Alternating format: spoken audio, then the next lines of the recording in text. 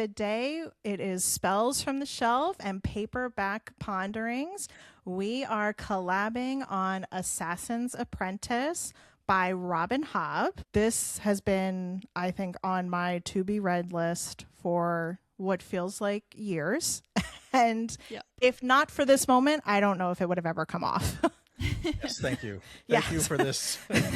We selected democratically, but this was a great pick. Yes. No, fantastic pick. Yeah, it was group encouragement to get us to all finally read it. Yes, group encouragement. I'm Ammie, I should Paul. say. I'm Kyla. And I'm Sarah. All right, let's jump into the summary. All right, so for the Assassin's Apprentice, first, I just want to say, like, picking up a light paperback, like in the 400-page realm, is so refreshing. Oh, yeah. You know, Oh, yeah. like, I've been doing a lot of hardcovers, and it just was a totally different experience, reminding myself what it felt like to read like a nice little light paperback. Yeah, that's a good point. All right, so we've got the book, let's see, follows Fitz chivalry farcier. Let's just keep it Fitz for short. And you're walking into the farcier trilogy, and you've got Fitz, who's a royal bastard. King Shrewd kind of recognizes that he's valuable. He's kind of growing up at the stables and kind of like relegated to what you might see as like your stereotypical orphan until he's recognized as valuable from King Shrewd. And he has this natural skill because he's a bastard. His father also had the skill, and we find as the book kind of progresses that there's these trials to help develop it and hone it, and that's kind of like the piece of the puzzle that's kind of the magical element to the story. And you've got conflict around some of the other royal sons, like with Prince Regal, and the story kind of opens up from those elements. Yes. Yeah, this was a perfect coming of age moment, I think. Yep. Yeah. Really heavy on that theme. Yeah, book one, right? Like we're introduced to the hero. We're finding out like how is the coming of age story going to evolve? Like it's a great introduction to a character. Now we've got this kind of like looking back in the past, right? Like when we think about the narrative style, he's looking back. He's an old man, recounting it. So it kind of helps build the tension at the same time. Like, he's going to survive whatever trials because he's recounting it from the past. Right. Yes. He's recounting the past. And, a lot of that narrative style is, and I'll open it up here. I usually like a lot more show don't tell, like a lot more dialogue, and this was more like kind of memoir style. I thought the Farseer trilogy, like or this book specifically, in that narrative voice worked really well. Like Robin Hobb did a great job. Yes, I really liked her writing style, and I think that the narrative style of him recounting it back as like a memoir from his past, it worked really well with passing large chunks of time very smoothly. It felt very much like a slice of life novel in fantasy form. Yeah. Great dub there. No, that's Yeah, a like- way to describe it. Very meandery pace, very much just Fitz kind of going about his regular life and things happening and things working out and then not working out, and it was slow the whole time, and I don't even mean that in a bad way. Like it just it took its time and it wasn't rushing, and yeah. I did find as well, like, because of the way that it was written and the narrative that was taken, it meant that there weren't large gaps of inactivity because everything felt intentional. Everything felt necessary to understanding him as he is now looking back on his life. So even the like slower parts or conversations about meeting the kids in town and not having friends and befriending animals and the kind of like slow progression of the creation of this human was necessary to kind of identifying with the story. Also, it's interesting that you pointed this out because I don't typically like this style, but another author who does this really well is Christian Cameron. And it's the same kind of oh god, I can't remember the series now, but it's an old gladiator, or not gladiator, Greek equivalent of gladiator. And he's looking back on his life, and he had a very unique kind of experience in life, but it didn't take away from the presence that you had during the story, if that makes sense. You still have a very like attached feeling towards the story. You're present in the story even though they're in the past. If that makes sense. Yes. And I actually listened to another book that this really reminded me of, and not in a bad way, in a good way. The Name of the Wind by Patrick Rothfuss. Yes. This is it has like a similar setup where the narration is, as we're all saying, there's more there's more telling of everything, not as much showing. He's talking about his life from the past as he's in the present, and also a coming of age story. And none of those are major spoilers for The Name of the Wind. That's the complete setup for it. And as I got into this one, I switched my brain gears. I was like, okay, this is going to be like that. And I'll have to pay attention.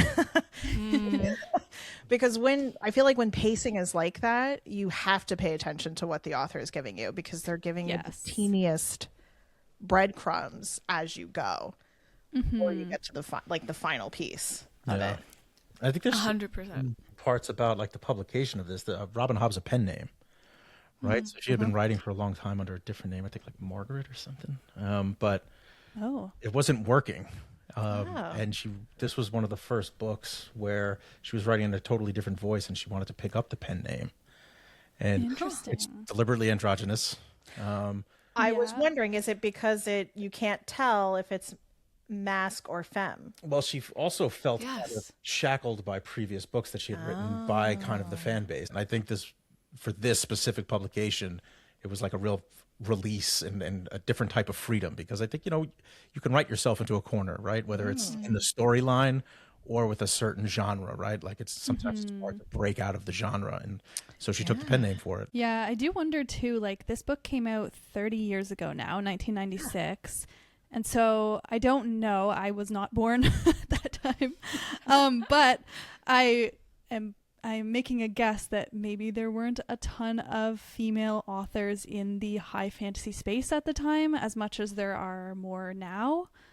So if that's where the androgynous pen name came from? I think that's probably part of it, right? But you had like Ursula Le Guin, you had the author that did the Dragon Riders of Pern in kind of earlier realms. I think Ursula Le Guin does a ton of like not only fantasy writing, but like academic analysis of fantasy into she's got a really cool essay about why Americans don't like dragons. Why Americans don't like dragons? Like, they don't actually like freedom. And I think there's a really interesting. Dragons represent freedom, right? They represent this like raw symbol of power and fire, and that's true. Sort of equated with freedom. That would be an interesting essay to read. It's good. Yeah. No, and I think when this book came out, I was probably 8 or 9, but I wasn't obviously reading any fantasy like this. I was reading more like my age group. So I missed this completely and never got to go back. And another female author that I read who was from like the 90s is I think it's Naomi is her first name, and she wrote Uprooted. And Naomi Novik? Yes, Naomi Novik. And it has like kind of a similar fantasy style, like more meandering rather than that fast paced, all these fight sequences happening. So very different from what I'm used to in the fantasy realm, I think. Yeah, I think it could be a little bit jarring if you were coming to this, especially the title, Assassin's Apprentice. That kind of gives off the idea that you're going to have a lot of action and espionage and high stakes situations. And that's not really the case with this book. So I think anybody coming from more typical fantasy might be a little jarred coming to this. So I would caution any listeners, like, just make sure you're in the headspace for a slower, character-driven story rather than a plot-driven, action-driven story. I think that's a good description. I would also say, like, definitely not contemporary, but I would say on a level with the storytelling of Sanderson, almost like the way that he goes about, not the narration, but the very detailed character specific world building unique relationships as well. I find like the relationships between Fitz and all of his animals were just so surprising to me, but also very endearing. And I don't know, I got the same feel. It's like an epic, not necessarily a quick, just action packed, like for shock value or to grab your attention, constantly kind of like traumatizing you throughout the book. Yeah, I feel like we're hearing echoes or vibrations of Red Rising, maybe. Yes. Yeah, right. Oh gosh. It's so different from Red Rising. I also went into completely blind, and because it was a book club pick that I had, and I remember thinking, oh, sci-fi, I haven't.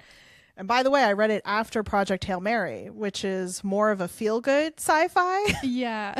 So I went into Red Rising thinking, oh, this is going to be. No, I did not feel good. I felt traumatized. Oh man, I was like, if you're a roller coaster junkie, Red Rising is for you. Yeah. Like, you are in definitely. the spaceship shooting out of like Yes. catapult. The most stressful moments you can possibly think of jammed into a book. And I loved it, but I was stressed. I will say I am reading Golden Sun, the second Red Rising book, alongside Assassin's Apprentice. And even though I was really enjoying Assassin's Apprentice, every time I picked up Golden Sun, I would just be locked in for like hours, couldn't put it down. Such a ride. 100%. Yeah, those books will just capture you and not let you go. Yeah. Yeah. One thing I will say while we're still on the spoiler-free section of Assassin's Apprentice, and not to totally derail, but this is something that I would recommend everyone not do. Don't listen to this kind of book. Oh, on audio? Yeah. I did the audio for this because I like to puzzle while I listen to books. I don't know. It's just a good decompression activity. Yeah. And with this kind of book, and I mean, it was good because it wasn't trauma kind of roller coaster nation, but at the same time I did have to Google a couple times, like, okay, what did I miss, because I missed something important. Yes. I also listened to it because my library didn't have the physical copy of it. It didn't have the ebook copy. It only had the audiobook. And I think going into it, it was jarring because the narrator is older sounding, and we're talking about a young child. Yeah. And That's interesting. Yeah. So understanding as you read it, realizing that he's talking about his past self kind of helped. But I do think that listening to it affected how I rated the book. I'll say too, there's clearly like some staying power, right? Like Kyla, you mentioned this came out in 1996. Right? Like the fact that it's all out on libraries, the ebooks are harder. So I think there's real staying power, and I think that speaks to the storytelling and the world building and just kind of the magic of what Robin Hobb wrote here. Yeah. Yeah. Yeah. And the newer covers, this cover specifically, so I did try and source a used copy of this book, and the only one I could find was the old cover of like the blue kind of cloaked man with the child and the dog, and I was like, no thanks. I don't know if I want this on my shelf, but that new cover is a nice shelf. That's gonna get on the shelf at some point. Agree. Thank goodness Goodreads has so many different editions, because I always throw it up onto the back screen, and I was like, I am not putting that cover. I will put nothing on before I put that cover. It really just is not, I mean, no shade, but it definitely, like, the cover, don't pick a book by the cover. I do that all the time, and I don't know if I would pick that one up specifically necessarily, but these new covers are beautiful. Not that they're that new, but maybe I'm late to the party, but I feel like there's a resurgence of the series. There is a big resurgence of it. And I did notice when we started talking about what books, the second Robin Hobb entered the chat, I started seeing so many reels of how many books she created. And I was like, oh, man, this is going to be a moment where because I did like it, and I think I would want to immerse myself more into the world. It can be a little intimidating when you find out how many books are in a series. Yeah, but it's nice that they're broken up into trilogies. Yeah. So it's I feel like it's digestible. You can read this Fitz trilogy, and then the next trilogy follows different characters in a different part of the world. So it's like, if you want to go back and learn more about a different part of the world, you can. But if not, you can be satisfied with Fitz. And No, you absolutely can. I liked the themes in the book. Of course, I loved the coming of age. I liked the idea of what is duty versus freedom. I feel like we covered that a lot with Fitz. Isolation and belonging. The biggest thing that I noticed here was the isolation. And you really feel for Fitz in that yes. throughout it. That's a great call out on like the isolation and kind of the freedom parts. They were really strong themes in the book. One of my favorite quotes was, most prisons are of our own making. A man makes his own freedom too. Yes. On page 110 in this edition. But I highlighted that too. Yes, too. it's such Yeah. a I did good too. quote. It's such a good quote. But I think it echoes, like, I don't know if anybody's ever read Rousseau, but he's man was born free and he's everywhere in chains. And there was like real echoes of that. And I think it just fits so well in the book and captured, what Birch was talking about, what Fitz does, it rang true throughout the book. So great call out on that. Yeah. No, I always say to people, and I'll say this to all of our listeners, I always like to mention if there's a theme of isolation, because I do think that it's important to be in the right mindset before you, because the plot is kind of meandering, you are feeling it all throughout. Yes. And I just recently came off of reading Alchemize for the last month, and that you're like, oh, I'm so sorry. I am sorry. In the best way possible. I read Assassin's Apprentice and then immediately started listening to Alchemized, and I've been doing that for a month now. So I've been deep in the isolation theme. Yes. I'd like to leave it now. That could be heavy. I would see that being very heavy back to back. We need to feel good happily ever after. Yeah, I do.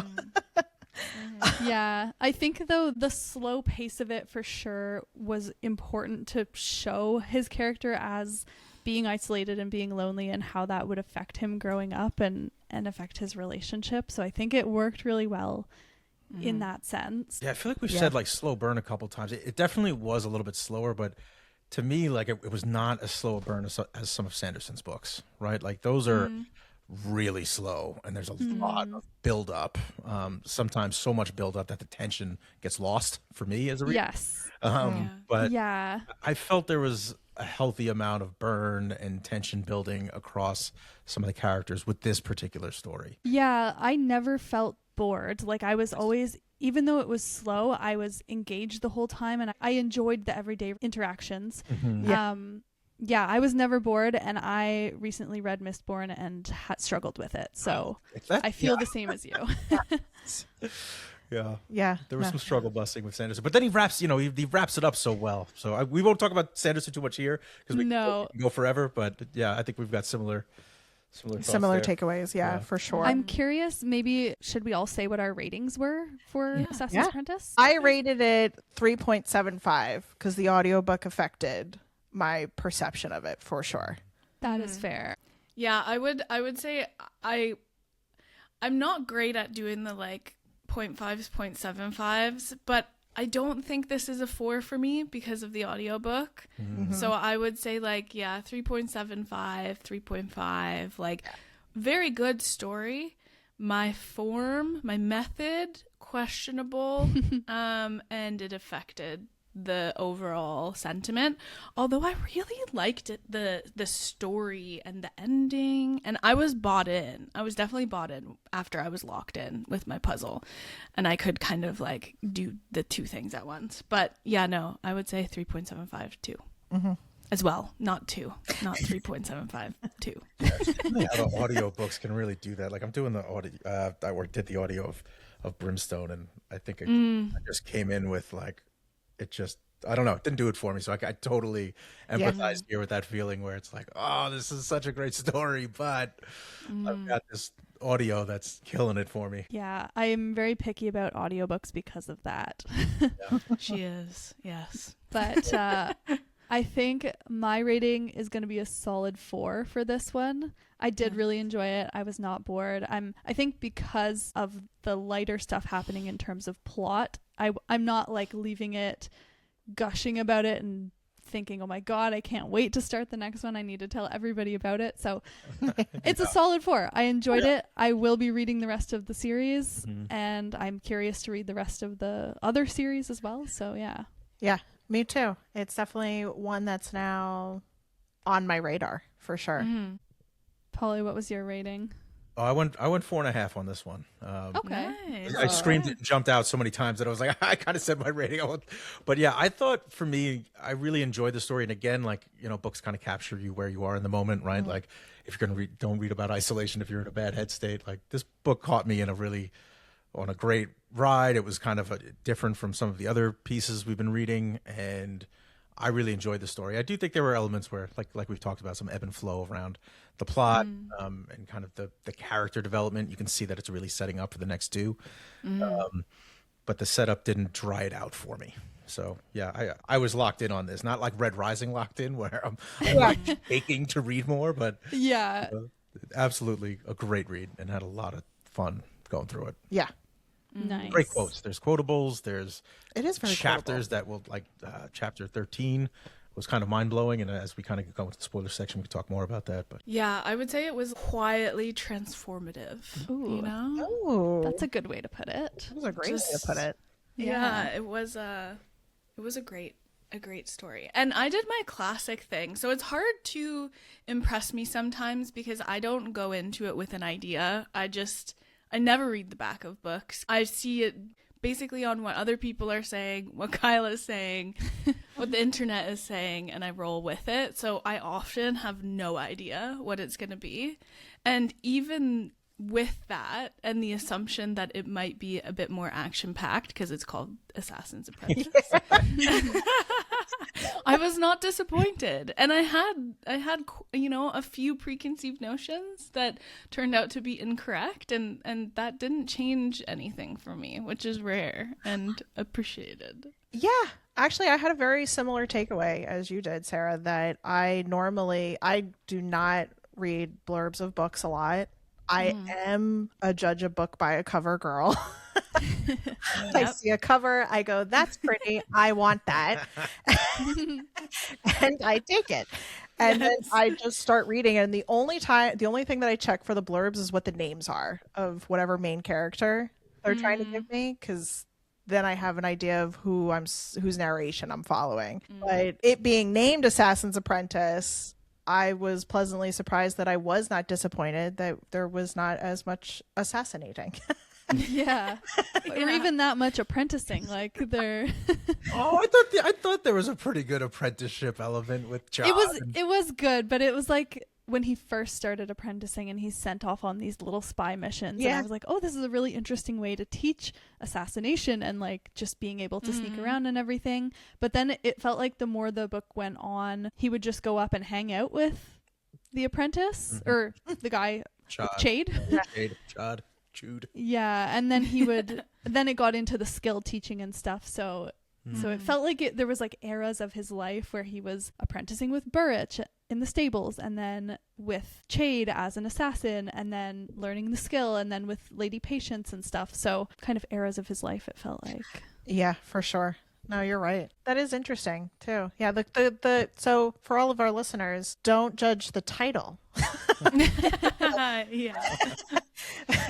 or the cover if you're reading the 1995 release. Yeah. Don't judge that either. Just remember that this one is the newer one, and this is the one. This is the good one. The one that you could put on your bookshelf.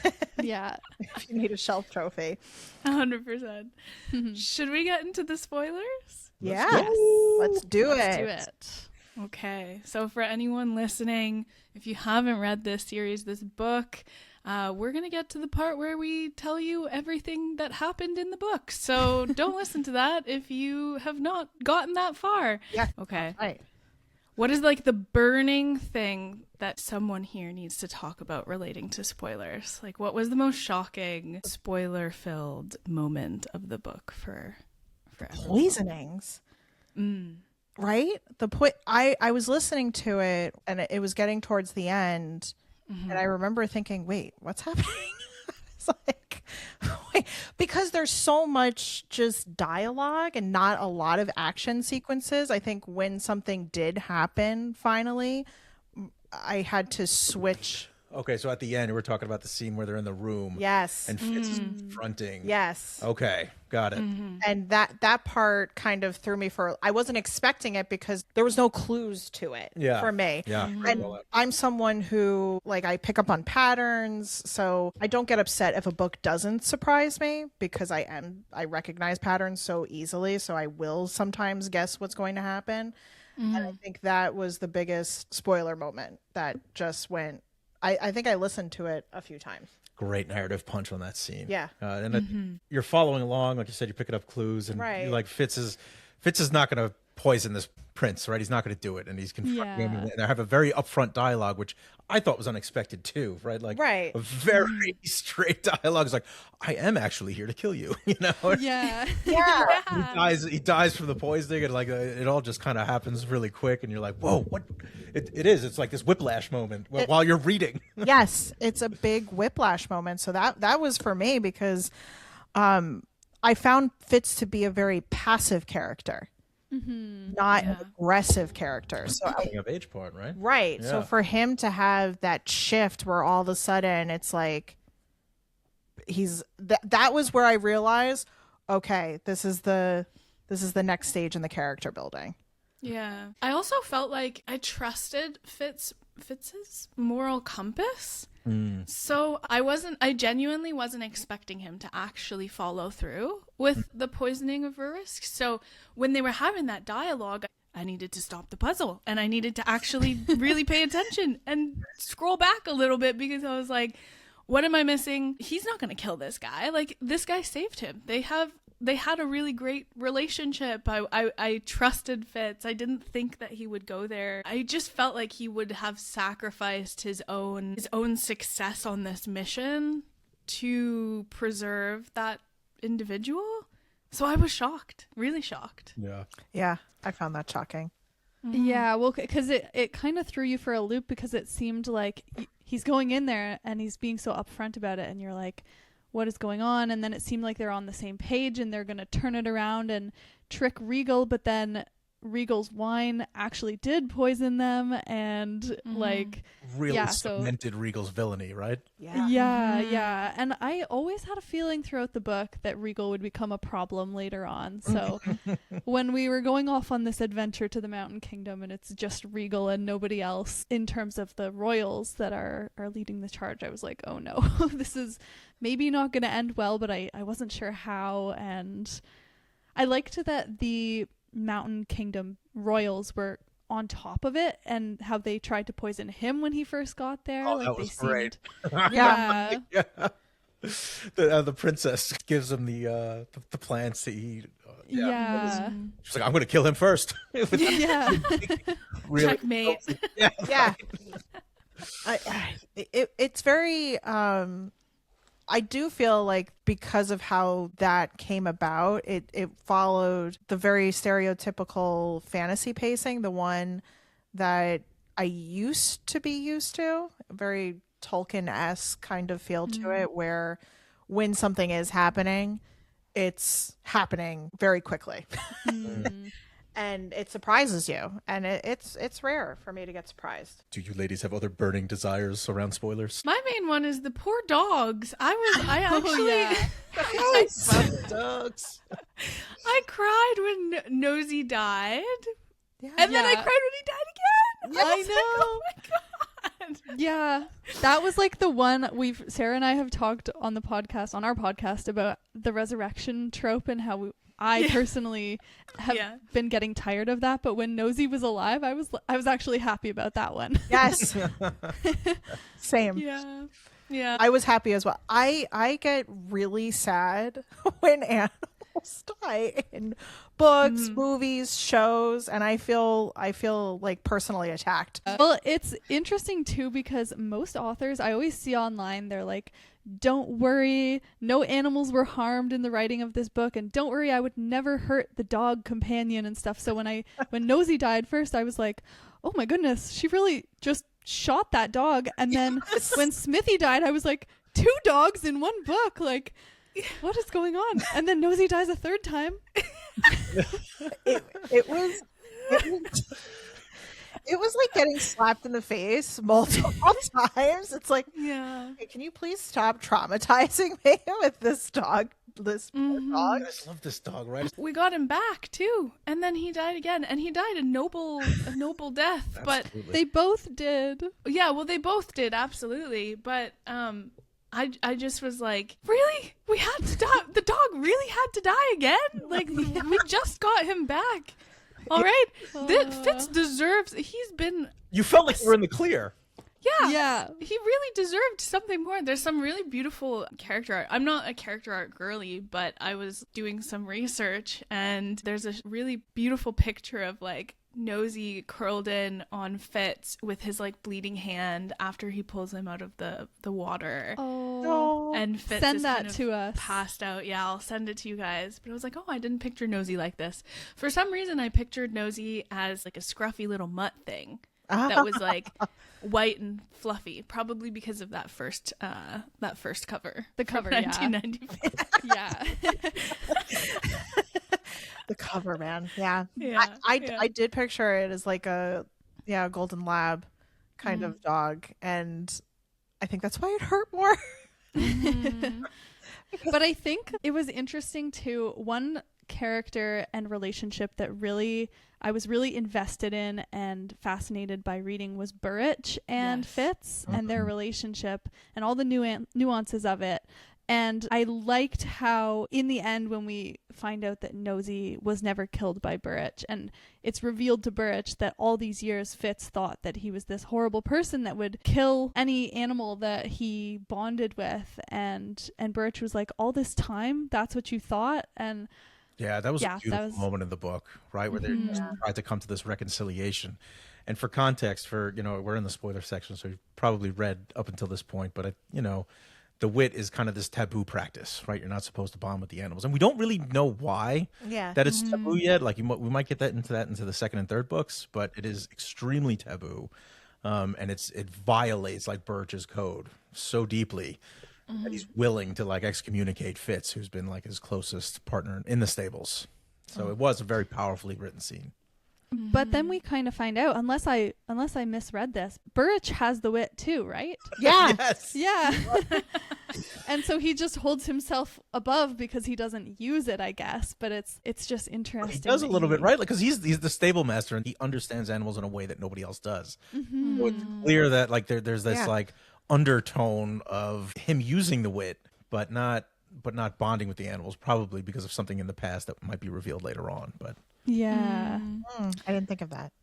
Birch strikes me, and it's probably because of his like abhorrence of the wit, but he just strikes me as a very like scarred man who wants to keep everyone far away. And and I think it's probably rooted in the loss of chivalry as his kind of, best friend, probably, I would say. But he's about very that, guarded.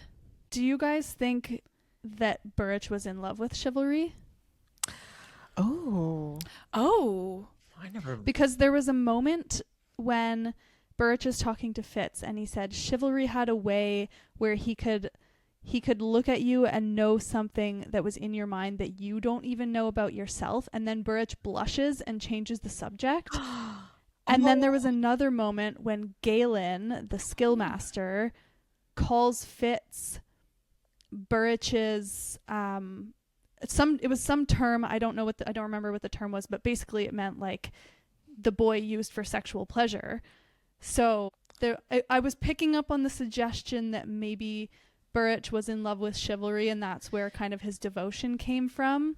And that's where kind of the complicated feelings about like wanting to raise Fitz to be a worthy son of chivalry and being so loyal so many years after his death. Oh, What do you guys think? that would make a lot of sense. Like, yeah, it makes perfect sense for plot. yeah, like having an outside view of it now after reading the whole thing, you pointing out those, because they don't happen consecutively.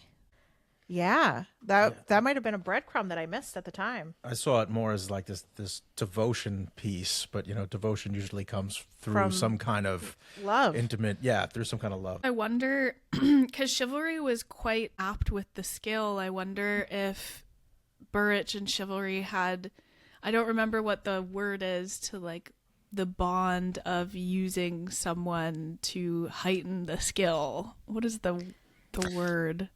Like the whole I'm a king's man thing? No, I thought it was the borrowing of energy. The borrowing of energy, like when Fitz gives Verity his energy to help him strengthen. Like, I wonder if Burrich was that for chivalry, but we also know of the skill that there's this like immensely pleasurable moment that comes from it. And so I wonder if there could be like things had escalated in the borrowing of energy at some point, and there was because there's that euphoria that you experience when you're using the skill.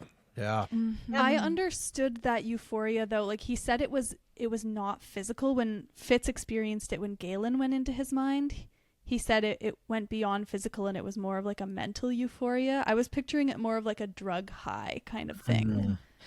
Yep. Yeah, but I think it could translate into the body. Yeah, maybe if there's feelings of devotion there already, I think maybe it can get a little confused.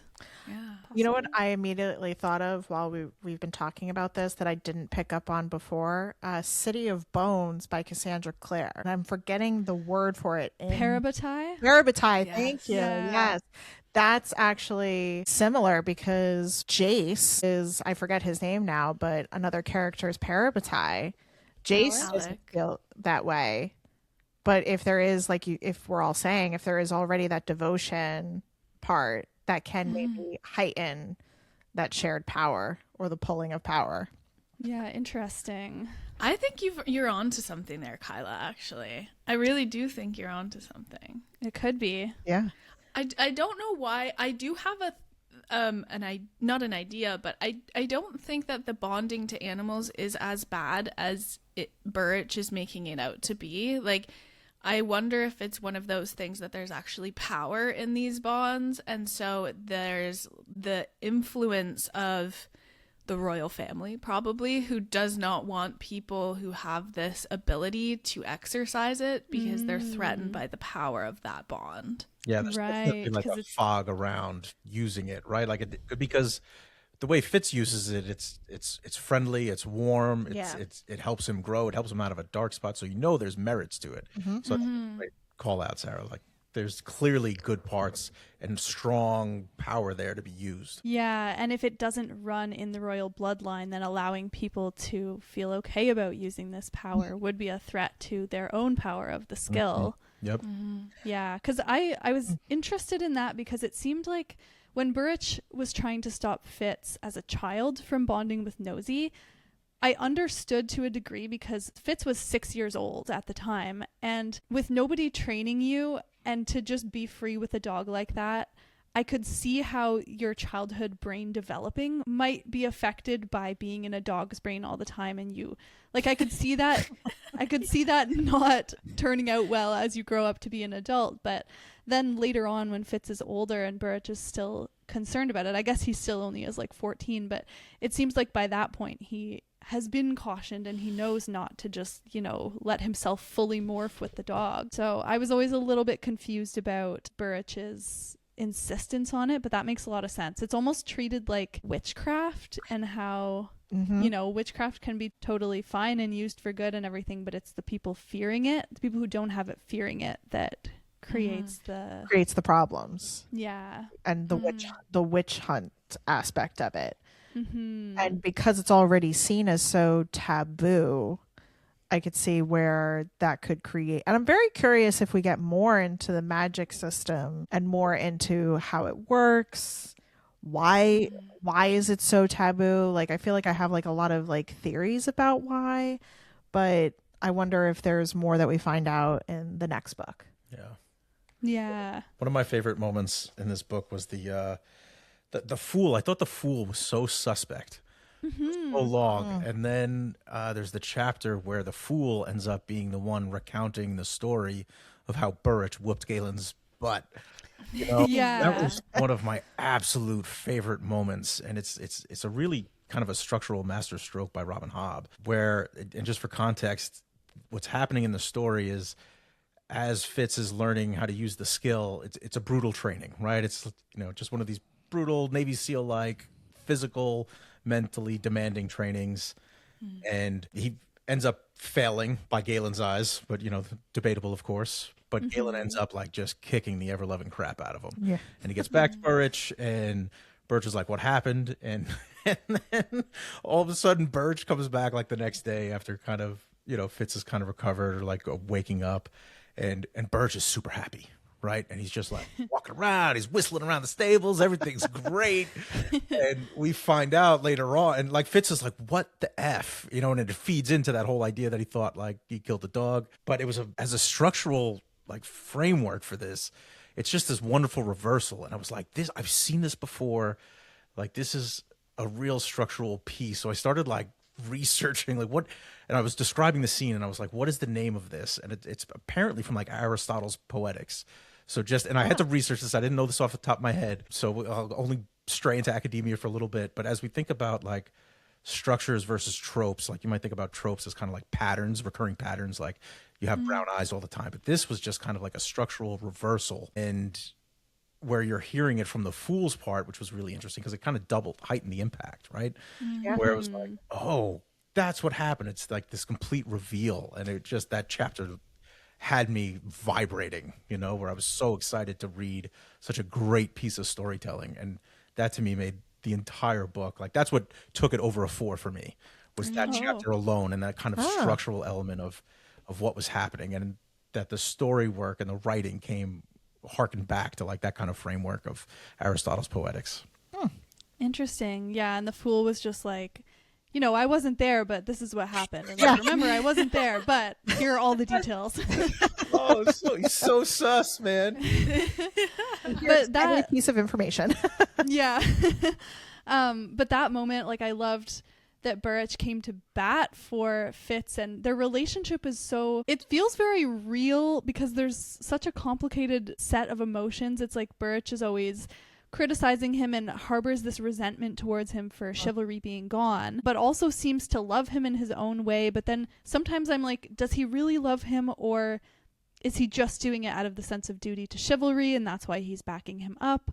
Like, I couldn't figure them out, and that's why I loved how in the end they kind of trusted each other again. Yeah. Well, I think that's a great point around him being critical, right? Because Burrich is this parent figure, and parents aren't your friends, right? They want to be tight with you. I think they want a deep relationship with their children. However, they also have to be that enforcer, right? To prepare you for everything coming, right? And you have this kind of dual apprenticeship because Fitz is an orphan, and Burrich is, you know, his mentor inside the stables and teaching him a trade, while he also has this other apprenticeship going on with Chad as for an assassinship.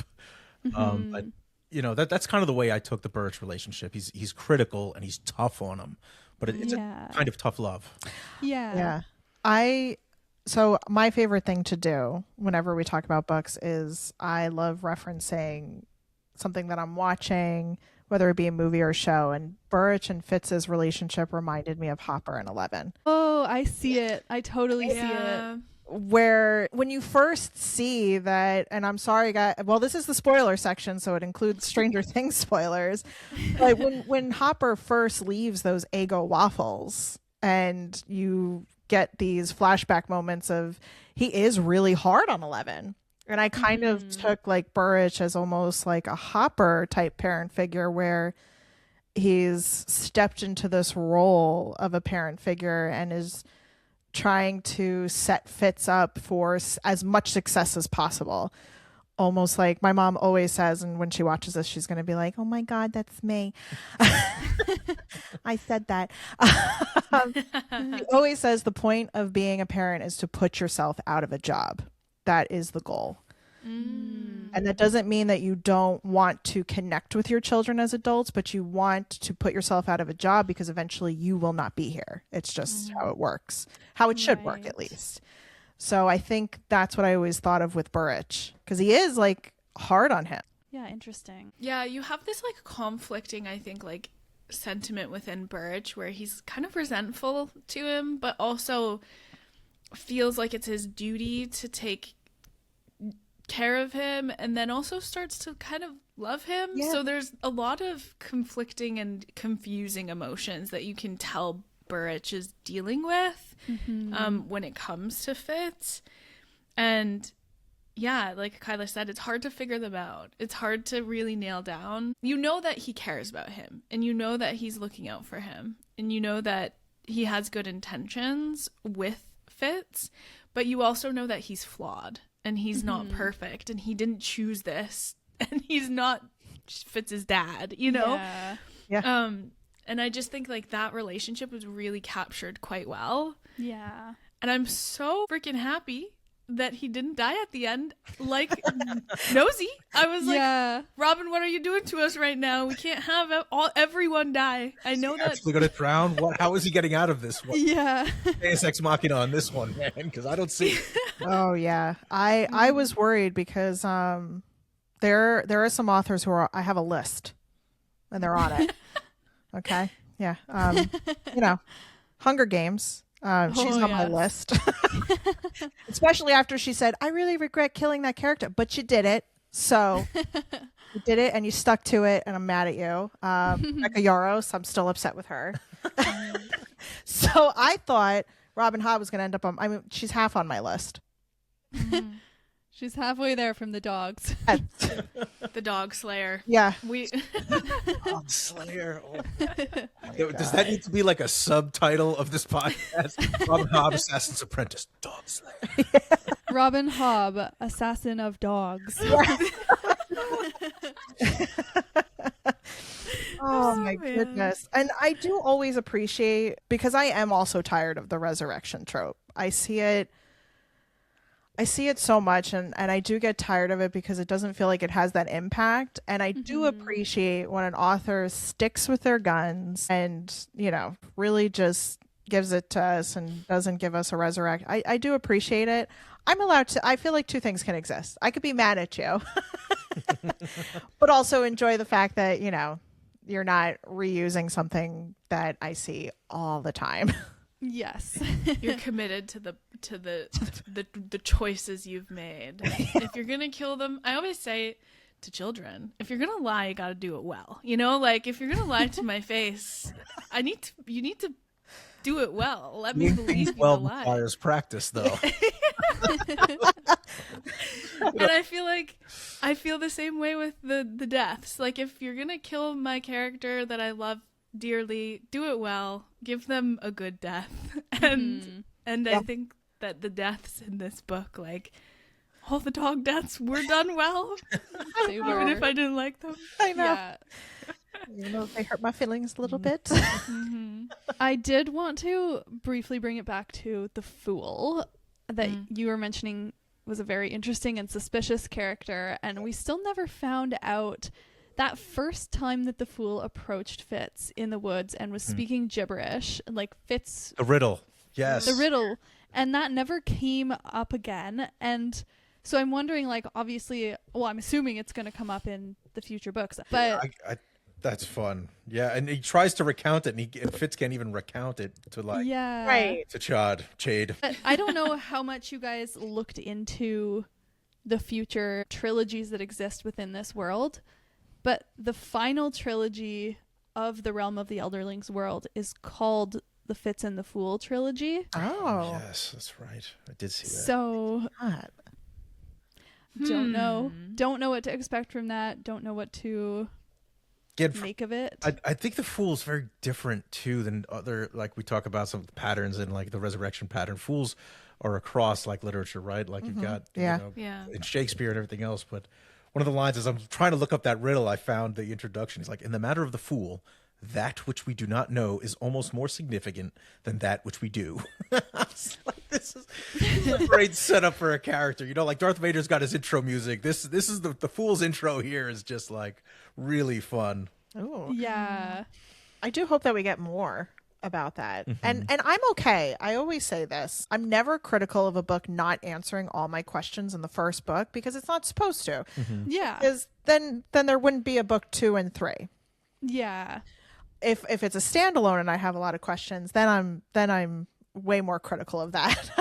But I'm okay with not. I am very curious what her writing style will be because I love circle moments in trilogies. I really do. I love when it's a perfect circle and you can absolutely go, okay, that's clicking now. Okay, yes, I remember that. Yes, that. And I'm hoping that I get that as I go into Robin Just to Hobb. close the loop. Yeah. Yeah. Kind of love the reveal as Chade as Lady Time. That had me laughing so hard. They're all talking about how much she stinks in the morning, and then it turns out to be the assassin. Like that was just a lot of fun. Nobody wants to go with Lady Time. It's awful. I thought that was just a really fun laugh out loud moment in the story. Yeah. Agreed. There was some good humor. I was going to ask about the Red Ship Raiders and the forging and ask if you guys had any theories about what was happening in terms of that. Ooh. Yeah, so that was really odd, and I haven't been able to kind of wrap my head around what was actually happening. Like it to me, it kind of reminded me of like the Golden Compass, where they kind of just take the guillotine to the soul, right? It's just like this soulless kind of separation of the humans. But I'm waiting for that one. I didn't quite know, like, what are they doing? They clearly have some kind of magic. I couldn't figure it out either. And I kept thinking, because I'm trying to think of theories more when I enter into a new series. Because I'm always that person who's like late to the theory party. I'm like, oh yeah. Yeah. Well, I mean, to be enticed and like, show me the reveal. What do you got here? Yeah. Like, I'm along for the story. So Yeah. But no, I didn't. What do you got, Kyla and Sarah? Do you guys have some theories on it? I just had a thought this second, Take but it away. no actual theories. I'm wondering if like something about the forged, like somewhere the skill is being used and abused. Like the skill that the royal family learns is actually stolen from another like empire, and in that empire there are bad characters that take the person's energy to the point where they're like a husk. They're no longer Interesting. human. But that's literally just a thought that I had 4 seconds ago. Pretty good one. That's a really great thought. Yeah, that's a great one. That would loop it back. Because I do find like often, and I know that we have conflicting or confusing emotions about the royal family because there's some good, some bad. But I think families in position of power like that are done so because they've kind of pillaged other places and taken all the good things and kept it for themselves to enhance their own power. And the skill is an interesting thing to me. So I'm wondering if it's tied back to something that we see as this like coveted power that the royals learn in some way, and it's actually causing harm somewhere else. And That would be very Blood over Brighthaven. Yeah. Right? Yeah.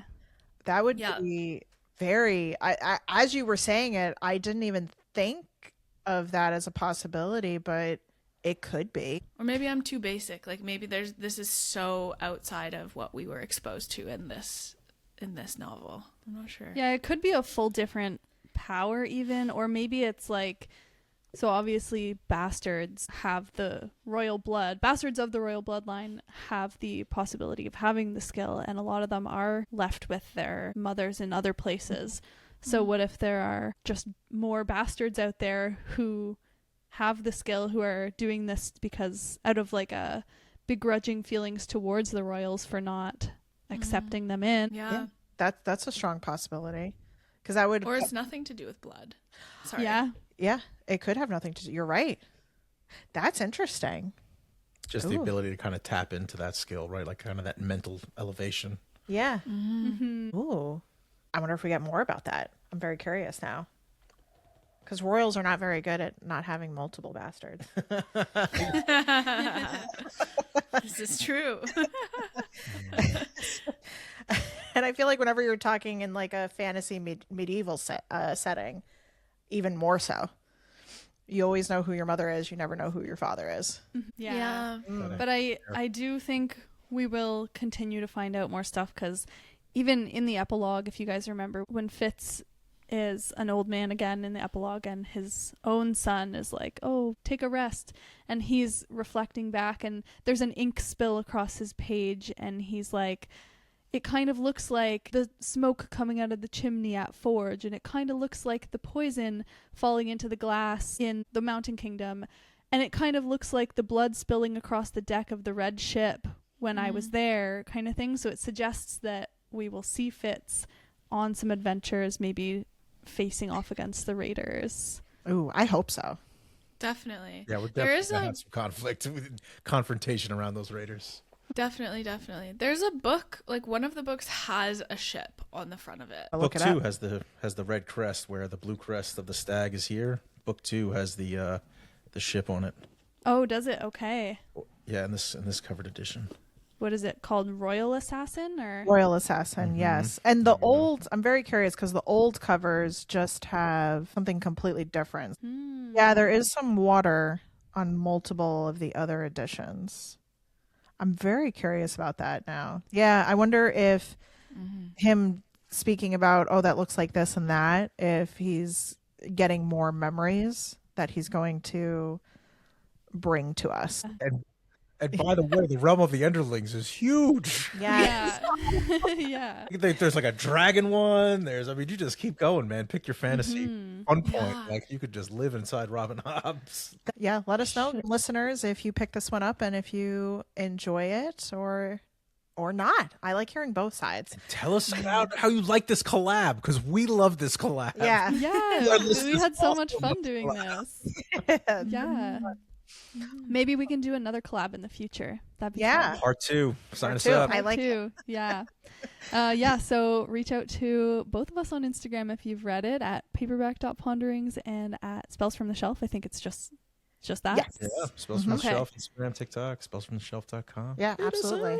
Amazing. And thanks for listening. And we will see you guys next week on both of our podcasts. Yes. Bye.